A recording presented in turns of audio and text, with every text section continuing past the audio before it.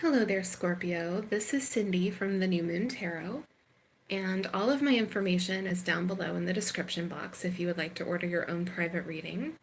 But this will be a general love reading for Scorpio for the week of June 22nd. And some of you have either ended a relationship or you're thinking about ending a relationship. If this doesn't resonate with you, please check your other placements, and that may match your energy a little bit closer. So let's get started.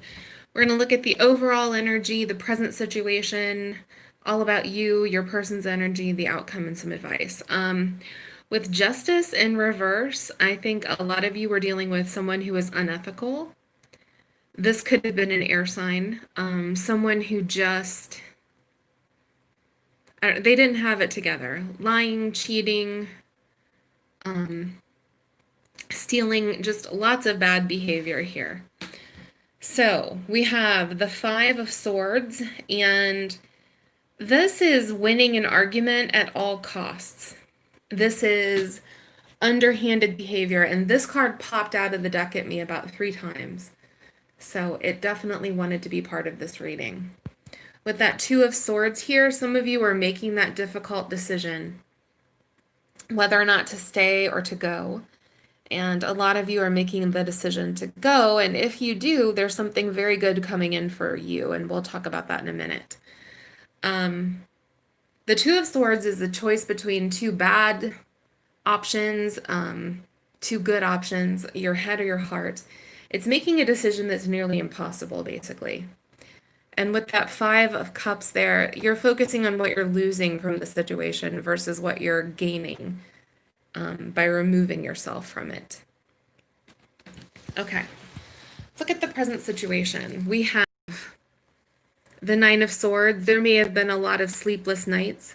You may be thinking or have been thinking about this situation, about what you want to do, where you want to go with this.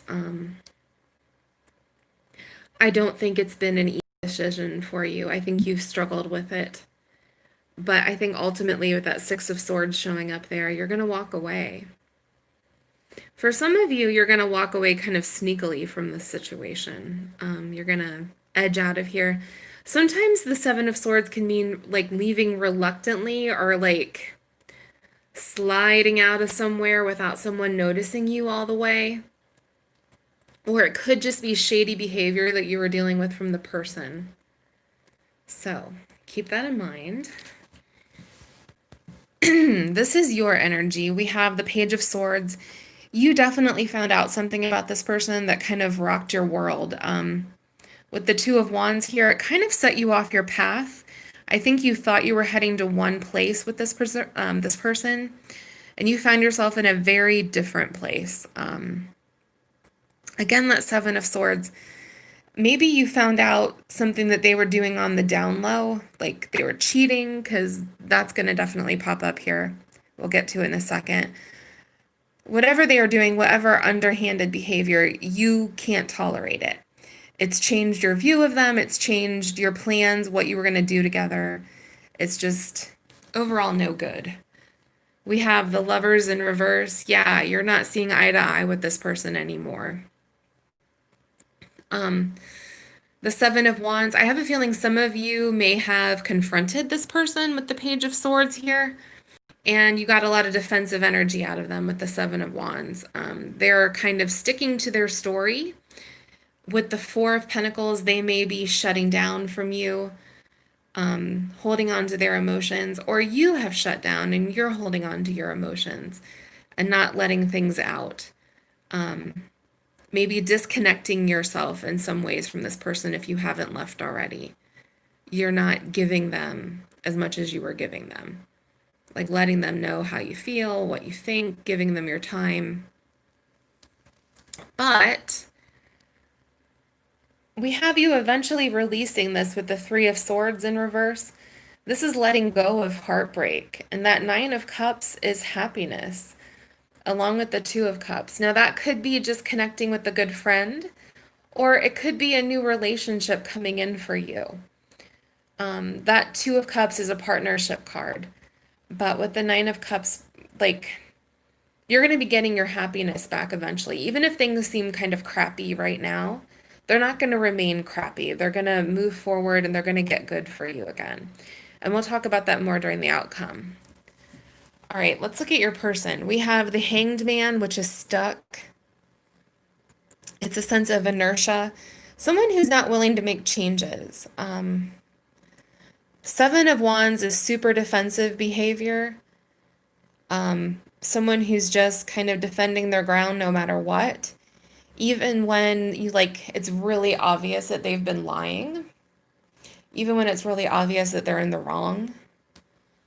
That King of Swords in reverse, the king is very logical and very very rational. In the reverse position, he can be cruel. Someone who will just blurt out whatever thought stumbles through their head. And they may say awful things to you, things that are hurtful. All right, boom, the Seven of Swords shows up again. So yeah, this person was lying, being sneaky.